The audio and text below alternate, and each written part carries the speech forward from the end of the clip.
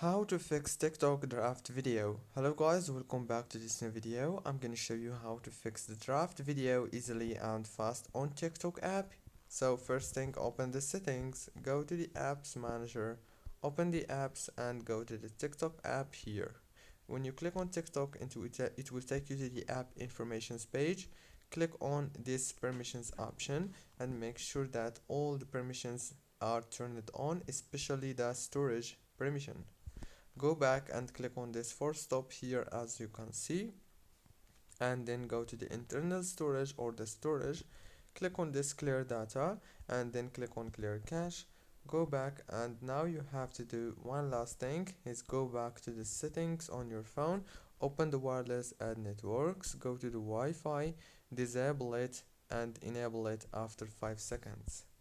That's it guys, don't forget to like, subscribe. Thank you so much for watching this tutorial.